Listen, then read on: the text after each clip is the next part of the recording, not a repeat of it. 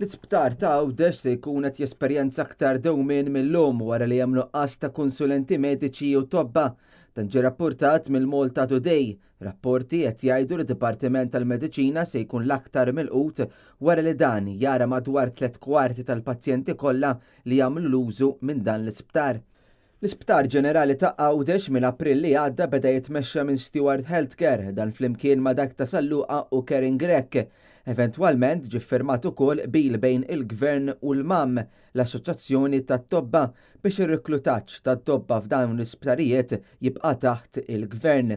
Il-problema minn hemm bdiet tippersisti aktar u infatti f'Mejju l-Gvern ħabbar li beda proċess ta' riklutaġġ għall-Isptar ta' Għawdex filwaqt li wkoll konsulenti mill-Mater Dei bdew jitilgħu Għawdex fuq bażi ta' roster. Madankollu s'issa s-sorsi qed jgħidu li l-ebda konsulent jew tabib ma ddaħħal, anzi opposta dan it-tobba aktar komplew jonqsu.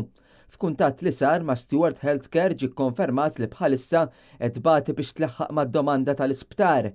Wara kuntatt ma' kelliem tal-Ministru tas-Saħħa intqal li hemm numru ta' postijiet ta' konsulenza li jridu jimtlew u li ġew imħabbra mill-Isptar Ġenerali ta' Għawdex.